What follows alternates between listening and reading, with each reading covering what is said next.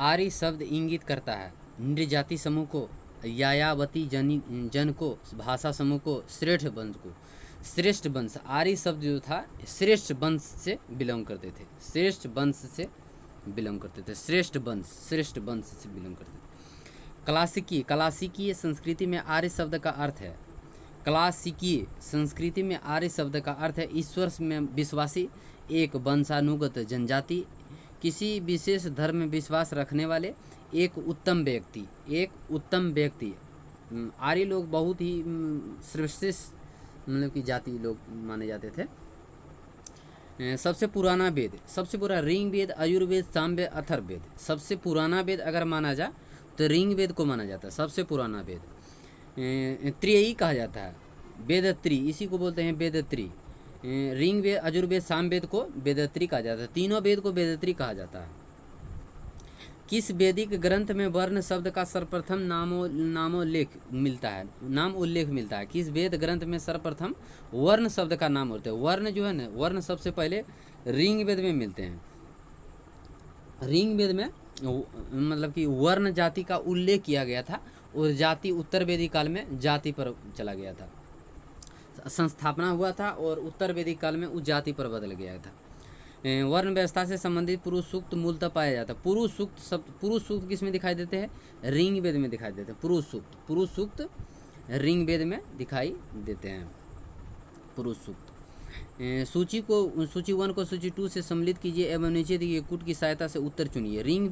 ऋग वेद स्रोत एवं कर्मकांड, नहीं, ऋग वेद संगीतमय स्रोतों एवं कर्मकांड, तंत्र मंत्र, वशीकरण। अथर्ववेद में तंत्र मंत्र एवं वशीकरण अथर्ववेद में था। ऋग वेद में स्रोत एवं प्रार्थना ऋग वेद में था। आयुर्वेद सामवेद संगीत से था। आयुर्वेद स्रोत से था। इसमें माना जाए तो इस तरह अगर माना जाए तो इसमें सबसे पहले ए का हो जाएगा 4, ए का 4, ठीक, और दू का दू, सी का 1, डी का हो जाएगा 3, यानी कि ए नंबर आंसर होगा इसका। निम्नलिखित 4 वेदों में से किस एक में जादुई माया और वशीकरण का वर्णन किया गया? जादुई माया और वशीकरण, ऋग वेद, आयुर्वेद, सामवेद, अथर्ववेद। जादुई माया वशीकरण अथर्ववेद में किए गए हैं। 9 का सी नंबर, 9 नंबर का सी नंबर, 9 का सी नंबर ही माना जाएगा, ठीक। ऋग वेद में ऋचाएँ जो होते 1028 जो है ना सूक्त, ऋग वेद ऋचाएँ जो है 1028 ऋचाएँ की बात है। सूक्त 10,580 जो है सूक्त है और ऋचाएँ जो है 1028 ऋचाएँ हैं, 1028 ऋचाएँ हैं। ऋग वेद है स्रोत का संकलन, कथाओं का संकलन, शब्दों का संकलन, शुद्ध का संकलन। ऋग वेद जो है ना स्रोतों का संकलन माने जाते हैं, स्रोतों का संकलन। सूची 1 सूची 2 को के साथ सम्मिलित करें एवं निम्न कूट की सहायता उत्तर चुनें। ऋग वेद एतने ब्राह्मण को कहा जाता है। ऋग वेद को एतने ब्राह्मण कहा जाता है। ए का 1 नंबर, डी नंबर माने जाते हैं। ए का 1 नंबर, सी नंबर 1 का 3 नंबर माने जाते हैं। 1 का 3 नंबर, 1 का 3 नंबर, 1 का 3 नंबर, सी नंबर 1 ही में है, इतने ब्राह्मण माने जाते हैं। निम्नलिखित में से कौन सा ब्राह्मण ग्रंथ ऋग वेद से संबंधित है? ब्राह्मण ग्रंथ ऋग वेद से संबंधित है। इतने ब्राह्मण, ऋग वेद इतने ब्राह्मण से ये संबंधित है। 13 का ए नंबर। गोपथ ब्राह्मण संबंधित है। गोपथ ब्राह्मण किससे संबंधित है? गोपथ ब्राह्मण संबंधित है अथर्ववेद से। अथर्ववेद से गोपथ ब्राह्मण संबंधित है। ऋग वेद का कौन सा मंडल पूर्णतः सोम को समर्पित है? 9वां मंडल पूर्णतः सोम को समर्पित है। 9वां मंडल। ऋग्वेद संहिता का 9वां मंडल पूर्णतः सोम को समर्पित, सोम और इस पे पर नाम समर्पित है। यज्ञ संबंधी विधाओं का पता चलते हैं। यज्ञ जो है सामवेद संगीत से आयुर्वेद ऋग्वेद ब्राह्मण ग्रंथ सामवेद संगीत से ऋग्वेद यज्ञ से संबंधित होते हैं, आयुर्वेद से संबंधित है। 17 का डी नंबर आयुर्वेद से संबंधित है। निम्नलिखित में से किसका संकलन ऋग वेद पर आधारित है? किसका संकलन सामवेद का ऋग वेद पर आधारित है? 18 का बी नंबर। भारत के किस स्थल की जादुई से लौह धातु के प्रचलन के प्राचीनतम प्रमाण मिले हैं? अंतरजी खेड़ा, कौशाम्बी, हस्तिनापुर। 19 का बी नंबर अंतरजी खेड़ा से प्राप्त हुए हैं। अंतरजी खेड़ा। उपनिषद पुस्तकें हैं, उपनिषद पुस्तक है धर्म पर, योग पर, विविध पर, दर्शन पर। उपनिषद जो है ना दर्शन पर, योग पर माने जाते हैं, दर्शन पर। उपनिषद पुस्तक जो है ना दर्शन पर माने जाते हैं। उपनिषदों का मुख्य विषय क्या है? सामाजिक व्यवस्था, दर्शन, विविध, दर्शन पर स्थित है, दर्शन पर। निम्नलिखित में से किस एक वैदिक साहित्य में मोक्ष की चर्चा मिलती है? मोक्ष किस में मिलती है? मोक्ष की चर्चा जो है उपनिषद में मिलते हैं, मोक्ष की चर्चा। अध्यात्म ज्ञान के विषय में नचिकेता और यम का संवाद किस उपनिषद में प्राप्त होते हैं? किस उपनिषद में प्राप्त होते हैं? सी का 23 का कठोपनिषद से प्राप्त होते हैं, कठोपनिषद से प्राप्त होते हैं। नचिकेता अज्ञात उल्लेख माने जाते हैं, नचिकेता अज्ञात कठोपनिषद से माने जाते हैं। उपनिषद काल के राजा अशुपति शासक जो है केकई के माने जाते थे, केकई के 25 का बी नंबर केकई को माने जाते हैं, केकई को। निम्नलिखित में से कि वैदिक साहित्य का सही क्रम कौन सा है? वैदिक साहित्य उपनिषद, आरण्यक उपनिषद। वैदिक संहिताएं आरण्यक, ब्राह्मण, उपनिषद सी नंबर माने जाते हैं। 26 का सी नंबर, 26 का ए नंबर। वैदिक साहित्य ब्राह्मण, आरण्यक, उपनिषद 26 का ए नंबर। आरंभिक वैदिक साहित्य में सर्वाधिक वर्णित नदी कौन सी था? सिंधु ने, सरस्वती नदी था सबसे सर्वाधिक। आरंभिक वैदिक साहित्य में सर्वाधिक वर्णित नदी है, सर्वाधिक वर्णित नदी है, सर्वाधिक वर्णित नदी सिंधु नदी। वैदिक नदी आस्किनी की पहचान निम्नलिखित में नदियों में से किस एक के साथ की जाती है? झेलम नदी। वैदिक नदी आस्किनी की पहचान, आस्किनी चेनाब नदी, आस्किनी चेनाब नदी 28 का सी नंबर। ऋग्वेद में निम्नलिखित किन नदियों का उल्लेख अफगानिस्तान के साथ आर्यों के संबंध में किए गए? कुंभाकुर्रुम को, कुंभाकुम को 29 के सी नंबर। वैदिक नदी कुंभा का स्थान कहाँ से निर्धारित होना चाहिए? वैदिक नदी कुंभा का स्थान, वैदिक नदी कुंभा का स्थान कहाँ निर्धारित? अफगानिस्तान, चीनी तुर्कन, कश्मीर, अफगानिस्तान में किए गए हैं। 30 का ए नंबर, अफगानिस्तान में। निम्नलिखित में से कौन सी प्रथा चतुर्थ वेदोत्तर काल में प्रचलित हुई थी? वेदोत्तर काल में प्रचलित हुई थी, ए और सी नंबर, ए और सी नंबर। अर्थ काम मोक्ष होते हैं, ब्राह्मण गृहस्थाश्रम बनावत्र संन्यास माने जाते हैं। धर्म तथा रीत भारतीय प्राचीन वैदिक सभ्यता के एक केंद्रीय विचार को नियंत्रित करते हैं। इस संदर्भ में निम्नलिखित कथनों पर विचार कीजिए। उपयुक्त में से कौन सा कथन सही है? धर्म व्यक्ति के दायित्वों एवं स्वयं तथा दूसरों के प्रति व्यक्ति कर्तव्यों की संकल्पना था। रीत मूलभूत नैतिक विधान था जो सृष्टि और उनमें अंतर्निहित सारे तत्वों के क्रियाकलापों को संचालित करता था। सी नंबर 1 और 2 दोनों नंबर सही होगा। भारतीय संस्कृति के अंतर्गत रीत का अर्थ होते हैं प्रकृति नियम से संबंधित है, प्रकृति नियम से संबंधित। निम्नलिखित वैदिक देवताओं में किसे उनका पुरोहित माने जाते हैं? अग्नि को, इंद्र को पुरोहित माने जाते हैं, इंद्र को पुरोहित माने जाते हैं। 35 का बी नंबर। बृहस्पति को पुरोहित माने जाते हैं। निम्नलिखित में से कौन सा, निम्नलिखित में कौन सी वह ब्राह्मण वादनी थी जिसने कुछ वेद मंत्रों की रचना किया था? वेद मंत्रों की गार्गी 36 का ए नंबर। लोपामुद्रा कहे जाते हैं। ऋग्वेद काल में निष्क शब्द का प्रयोग एक आभूषण के लिए होता था, किंतु परवर्ती काल में उनका उपयोग दर्शन में किए जाते थे। निष्क सिक्का कहे जाते हैं, निष्क सिक्का का प्रयोग किया गया था। ऋग्वेद काल में निष्क किस अंग का आभूषण था? कान का था, गला का था, बाहु का तो कलाई का था। गला का हार माने जाते हैं, गला का हार था।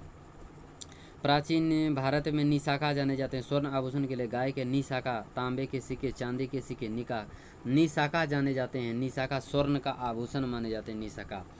बोगज को ये महत्वपूर्ण है क्योंकि यह मध्य एशिया एवं तिब्बत के मध्य एक महत्वपूर्ण व्यापारिक केंद्र था। बिल्कुल यही होगा, बिल्कुल यह वेद के मूल ग्रंथों की रचना किया। बोगज को ही मध्य एशिया का माने जाते हैं। 40 का ए नंबर, 40 का बी नंबर। यहाँ से प्राप्त अभिलेखों से वैदिक देवताओं एवं देवियों का नाम उल्लेख प्राप्त हुआ था, बी नंबर होगा इसका। निम्नलिखित अभिलेखों में से कौन सा ईरान से भारत में आर्यों के आने की सूचना देती है? निम्नलिखित अभिलेखों में कौन सी अभिलेखों में से कौन सा ईरान से भागा? बोगज कोई, इसमें बोगज कोई होगा, बोगज कोई 41 का सी नंबर। 14वीं सदी ईसा पूर्व का एक अभिलेख जिसमें वैदिक देवताओं का वर्णन है प्राप्त हुआ था। 14वीं सदी अभिलेख से बोगज जिसमें वैदिक देवताओं का बोगज कोई से ही 42 का भी बोगज कोई होगा। 42 का बी नंबर। निम्नलिखित में से किसने आर्यों के आदि देश के बारे में लिखा था? आर्यों के आदि शंकराचार्य ने, एनी बेसेंट ने, बाल गंगाधर तिलक ने लिखा था। बाल गंगाधर तिलक ने लिखा था। जिस ग्रंथ में पुरुष मेध का उल्लेख हुआ वह स्थान जो है, जिस ग्रंथ में पुरुष पंच शुल्क सत्वर ब्राह्मण से, यह है 44 का ए नंबर। सत्वर ब्राह्मण में उल्लेखित राजा विदय माधव से चले ऋषि द्वारा ऋषिवंत विश्वामित्र के द्वारा, ऋषि विश्वामित्र के द्वारा। 45 का डी नंबर। ऋषि नहीं, ये नहीं होगा, ये नहीं होगा, ये होगा, ठीक है। ऋषि विश्वामित्र, ऋषि गौतम राहुल के द्वारा। गोत्र शब्द का प्रयोग सर्वप्रथम ऋग्वेद में हुआ था। ऋग्वेद में गोत्र शब्द का सर्वप्रथम प्रयोग ऋग्वेद में हुआ था। पूर्व वैदिक आर्यों का धर्म मुख्यतः था। पूर्व वैदिक आर्यों का धर्म मूर्ति पूजा और यज्ञ, प्रकृति पूजा और भक्ति, प्रकृति पूजा और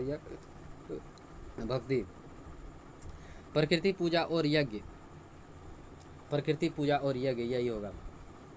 ऋग्वेद काल में जनता निम्न में से मुख्यतः किसे विश्वास करती थी? ऋग्वेद काल में जनता निम्न में से मुख्यतः किसमें विश्वास करती थी? ऋग्वेद काल में जनता निम्न में से मुख्यतः किसमें विश्वास करती थी? मूर्ति पूजा, एकेश्वरवाद, देवी पूजा, बलि एवं कर्मकांड। D number. बलि एवं कर्मकांड पर विश्वास रखता था।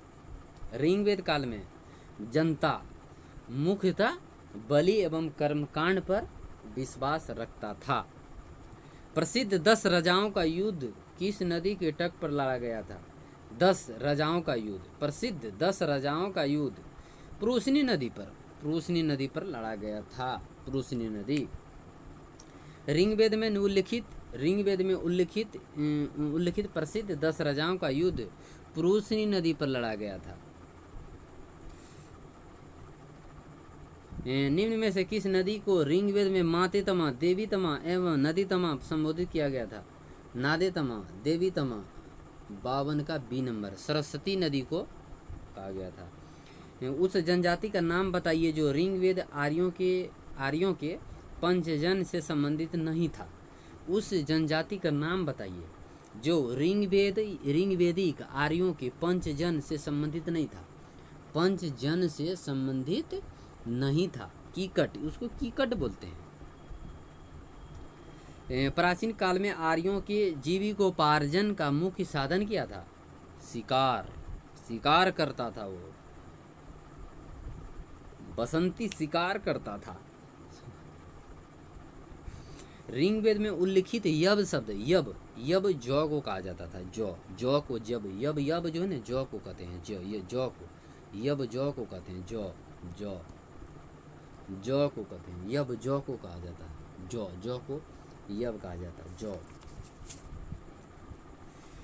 सूची 1 एवं सूची 2 को सम्मिलित कीजिए तथा नीचे दिए गए कूट की सहायता से उत्तर चुनें। ब्राह्मणी गन्ना 56 का डी नंबर ही होगा, हमको भी पता नहीं है लेकिन बता देते हैं। 1 का 2 नंबर चावल, ब्रेनी चावल को कहते हैं। और बनेंगे मूंग को कहते हैं।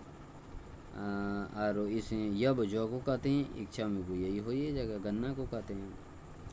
ऋग्वेदिक पनी किस वर्ग के नागरिक थे? पनी व्यापार थे। पनी व्यापारी थे। पनी व्यापारी थे। पनी जो व्यापारी था, पनी हो वही पनी व्यापारी था। पनी व्यापारी था। पनी व्यापारी लोग था। पनी व्यापारी लोग था।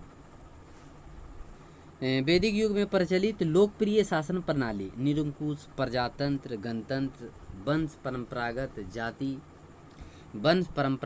वैदिक युग में प्रचलित लोकप्रिय शासन प्रणाली क्या था?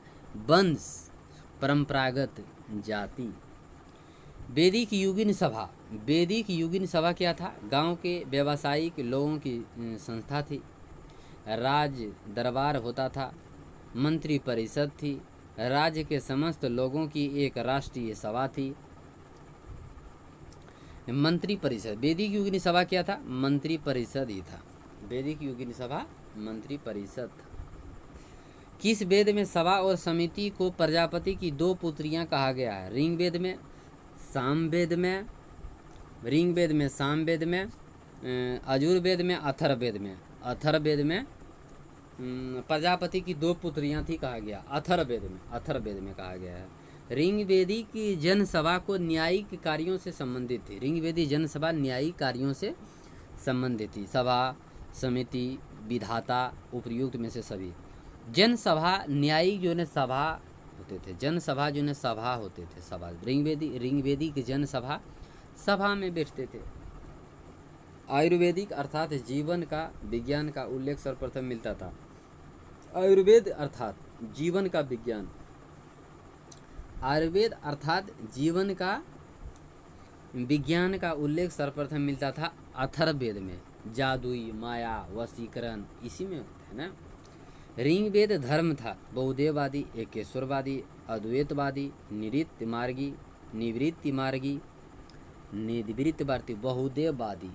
बहुदेववादी था। सर्वाधिक ऋग्वेदी सूक्त समर्पित है अग्नि को, इंद्र को, रुद्र को, विष्णु को। सर्वाधिक जो है इंद्र को समर्पित है, सर्वाधिक इंद्र को समर्पित है। निम्नलिखित में से किसे ऋग्वेद में युद्ध देवता समझा जाते हैं? इंद्र को युद्ध का देवता कहा जाता है। इंद्र को ऋग्वेद में सर्वाधिक संख्या में मंत्र संबंधित है। ऋग्वेद में सर्वाधिक संख्या में मंत्र किसके पास है? अग्नि, वरुण, विष्णु, यम। अग्नि को सबसे ज़्यादा है, आगिन को। निम्नलिखित में से पूर्व वैदिक आर्यों का सर्वाधिक लोकप्रिय देवता इंद्र को। इंद्र सर्वाधिक लोकप्रिय देवता था, इंद्र। वैदिक देव मंडल में निम्न में से कौन देवता युद्ध का देवता माना जाता है? वैदिक देव मंडल में निम्न में से कौन देव युद्ध का देवता माना जाता है? युद्ध का देवता इंद्र, अग्नि, मित्र, वरुण। इंद्र को युद्ध का देवता कहा जाता है। 800 से 600 ईसा पूर्व का काल किस युग से जोड़ा है? ब्राह्मण युग से, शूद्र युग से, रामायण युग से, महाभारत युग से, ब्राह्मण युग से जुड़ा था। ब्राह्मण युग से 70 का ए नंबर होगा, 70 का ए नंबर। गायत्री मंत्र किस पुस्तक में है? गायत्री मंत्र उपनिषद, भागवत गीता, ऋग्वेदिक, आयुर्वेद। गायत्री मंत्र ऋग्वेद से लिया गया। गायत्री मंत्र के नाम से प्रसिद्ध मंत्र सर्वप्रथम किस ग्रंथ में मिलते हैं? गायत्री मंत्र के नाम से ऋग्वेद में मिलते हैं। ऋग्वेद 72 के सी नंबर। गायत्री मंत्र की रचना किसने की थी? गायत्री मंत्र की रचना किसने किया था? विश्वामित्र ने किया था, वशिष्ठ ने किया था, इंद्र, परिलिक्षित। 73 का बी नंबर विश्वामित्र ने किया था।